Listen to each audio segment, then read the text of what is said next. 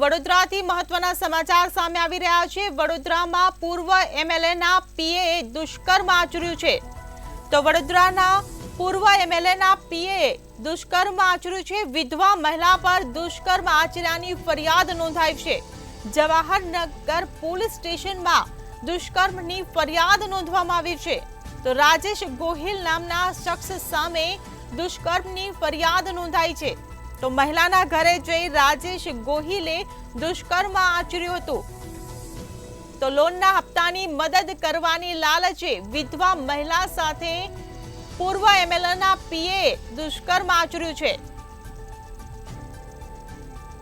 જો કે દુષ્કર્મ આચર્યા બાદ આ જે શખ્સ છે તે પાછલા દરવાજેથી ફરાર થઈ ગયો હોવાની માહિતી પણ સામે આવી છે।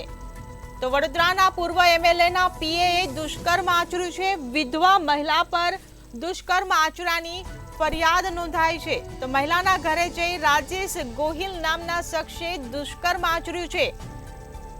તો પૂર્વ એમએલએના પીએ જ દુષ્કર્મ આચર્યું છે ત્યારે દુષ્કર્મની ફરિયાદ નોંધાઈ છે। જવાહરનગર પોલીસ સ્ટેશનમાં પૂર્વ એમએલએના પીએ વિરુદ્ધ દુષ્કર્મની ફરિયાદ નોંધવામાં આવી છે।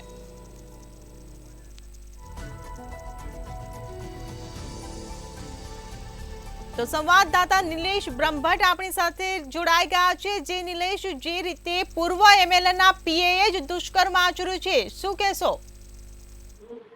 જી, અપક્ષ પૂર્વ ધારાસભ્યના પીએ વિધવા મહિલા પર દુષ્કર્મ આચર્યા હોવાની જવાહરનગર પોલીસ સ્ટેશનમાં મહિલાએ ફરિયાદ નોંધાવી છે। જવાહરનગર પોલીસ સ્ટેશનમાં વિધવા મહિલાએ પૂર્વ ધારાસભ્યના પીએ રાજેશ ગોહિલ પર દુષ્કર્મની ફરિયાદ નોંધાવી છે।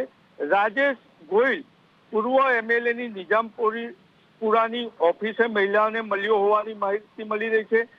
જ્યાં વિધવા મહિલા છે એ રનોલીમાં રહેતી હતી અને રનોલીમાં મહિલાને ઘરે જઈ અને રાજેશ ગોહિલે દુષ્કર્મ આચર્યું હોવાની માહિતી મળી રહી છે। મહિલાના જમૈયે દીકરીએ રાજેશ ગોહિલને કથંગી હાલતમાં જોતા તે ટુવાલ લપેટી પાછલા દરવાજેથી ફરાર થઈ ગયો હોવાની માહિતી છે અને રાજેશ ગોહિલે લોનના હપ્તાની મદદ કરવાની લાલચ આપી અને વિધવા મહિલા સાથે દુષ્કર્મ આચર્યું છે।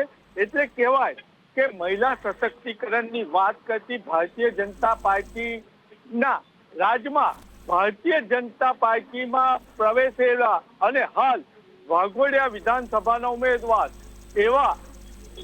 ઉમેદવારના પીએ રાજેશ ગોહિલે આ દુષ્કર્મ આચર્યું છે અને ક્યાંક ને ક્યાંક માહિતી મળી રહી છે એ રીતના પરિવારને પૈસાની લાલચ આપી અને કેસ દબાવી દેવાની પણ ધમકી આપવામાં આવી રહી છે। ત્યારે હવે મહત્વનું એ રહે છે કે દુષ્કર્મ જે મહિલા સામે આચરવામાં આવ્યું છે એ દુષ્કૃત્ય કરનાર રાજેશ ગોહિલ સામે પોલીસ કેટલા સખત પગલાં લે છે અને શું સજા કરાવે છે। જી રલ જી નિલેશ, સમગ્ર માહિતી બદલ આભાર। તો વડોદરાના પૂર્વ એમએલએના પીએ દુષ્કર્મ આચર્યું છે। વિધવા મહિલા પર દુષ્કર્મ આચર્યાની ફરિયાદ નોંધાઈ છે।